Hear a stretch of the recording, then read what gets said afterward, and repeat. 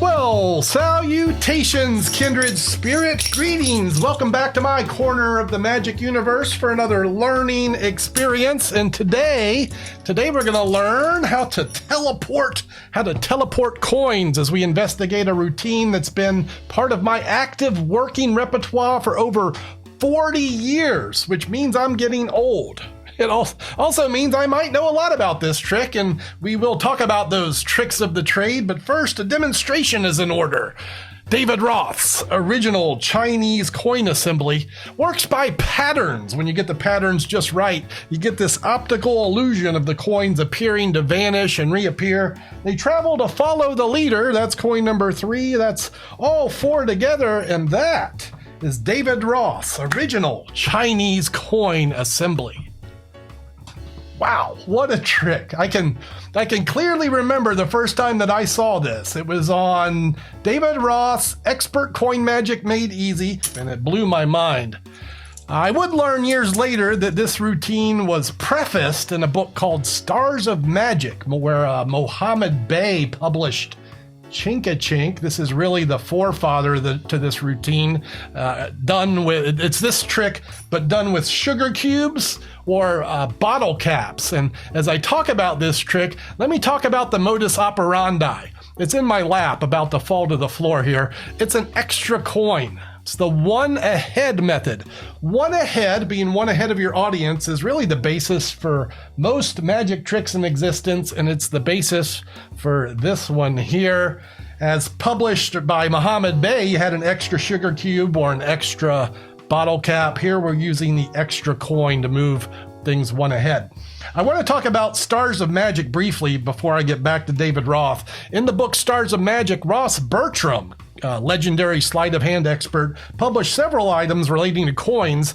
2 of them use this technique where he's sliding coins around a close-up pad under basically the thumb base. It's now known as the Ross Bertram thumb slide, and this technique, sliding a coin beneath the base of your thumb, is instrumental into making this happen. So with thanks to Mohammed Bey and Ross Bertram, we can now talk about David Roth's original Chinese coin assembly. That's what it was titled when Harry Lorraine published this in the Apocalypse magazine back in the late 70s. Through the years, Mike Amar would popularize the effect, and it would become known as shadow coins.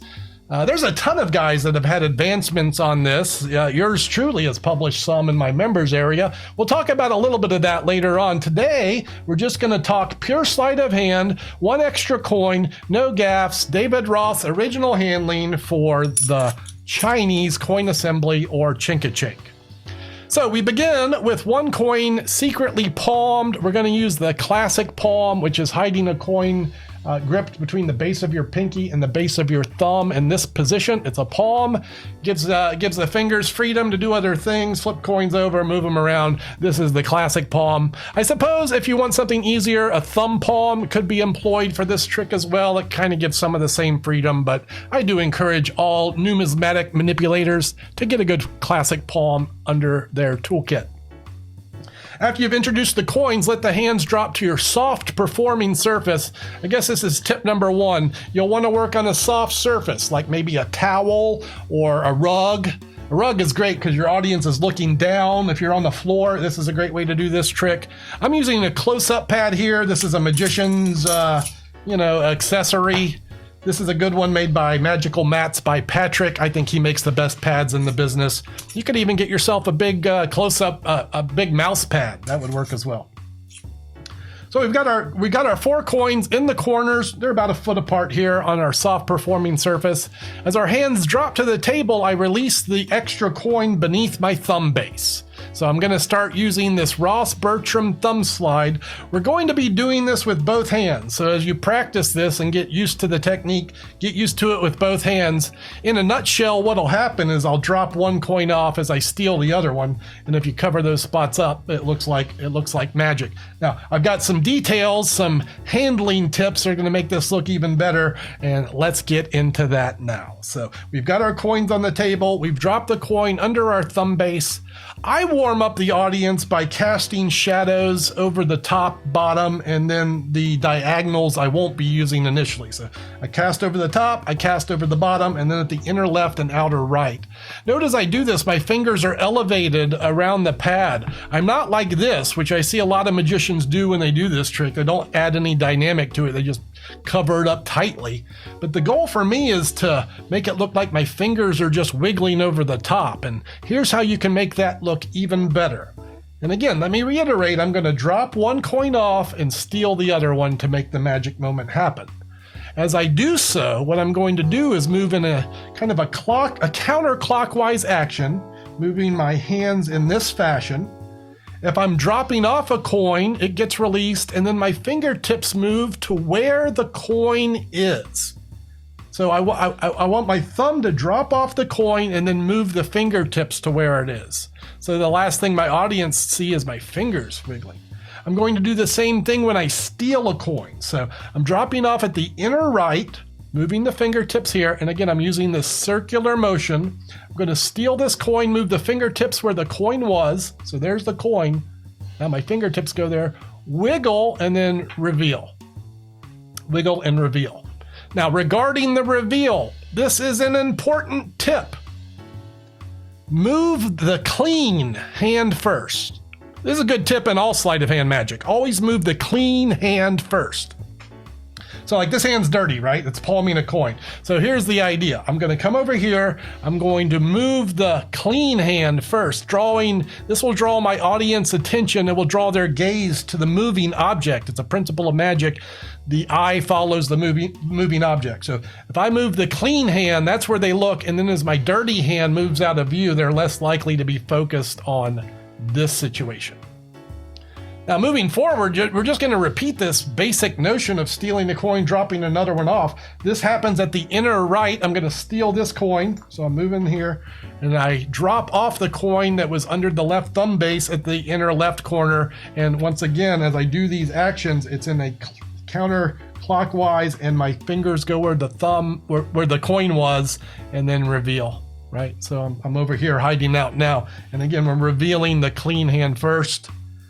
After the second coin jumps over here, we begin the transition of all coins convening at the top right corner. Same action. I guess it's a little different here because I'm moving directly upward, but then the hand turns sideways after that happens. So I'm going to move upward, turn sideways, and again, wiggle, boom. I will occasionally make adjustments to line these up and show palms open when I can. This is a kind of a timing choice based on the moment, just flashing a clean palm when I can. To bring them all into the top right corner, same action, left hand moves to the top right, bottom right steals, top left will move first. That's the clean hand, show that. And as I do so, I'm elevating the hand whenever I can, keeping those fingers off the table. That's number 3. The last coin, same way, boom. Now, we're at the cleanup, which is kind of an important thing. How do you get out of this position? At a seated table, you can do this. At a seated table, you can just drop it into your lap. You could just lap the coin. But I'm telling you, this is not going to be the position you're in most of the time when you're performing this. You'll need to get this coin back into a palm position. This is what I demonstrated during the performance segment. Here's how you do that. As you go to gather all the coins at the top right, you're going to pick up the coin at the outermost right and put it into a classic palm. So this hand is going to do this. Pick it up. Classic palm.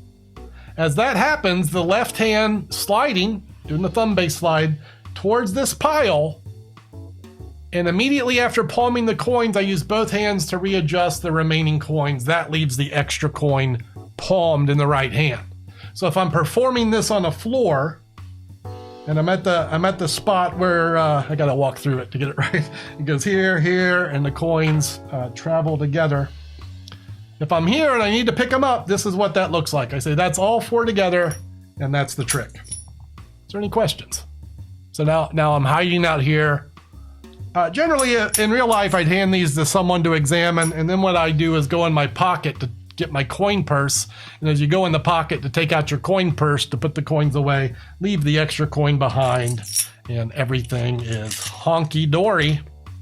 I would suggest this. Put a about 20 years of work in it. That's what I did. And if you care enough about it, maybe one day it'll look really good for you. You know, that's what happens when you care and practice hard. There are advancements on this routine, as I mentioned. Here, I'll show you one of them now. Let's talk about, here, I'll do this with half dollars. We'll follow the original Chinese coin assembly sometimes with this. This is a routine that was published by Chris Kenner in the Magic Man Examiner. It's Homer Leewag's Flash Rice. It's an instant assembly of all 4 coins. I think that handling was also published in the reprint of Totally Out of Control, the 2nd edition. You know what? Let me refer to this. I've done a history lesson on this and some other things. It's a video I put together a couple years ago, but it's got all the knowledge in it. If you want all the history and some extra, tidbits on where you can learn the advanced stuff, go check out my history lesson. I'll leave that link up here at the end. Also, if you happen to be a member of this channel, and if you are interested in learning advanced magic, why aren't you a member? And your cooperation in keeping these wheels greased is greatly appreciated. If not through monetization, hey, maybe just drop a like for this video. You can subscribe to the channel, leave a comment below, let the algorithm know we're doing good things to help kindred spirits in their magic journey. And that's all I have to say about that. As mentioned, I will leave a clip here with some related subject matter for you to look at. Maybe I'll see you on that clip, and if not, I'll see you next time. Ciao for now.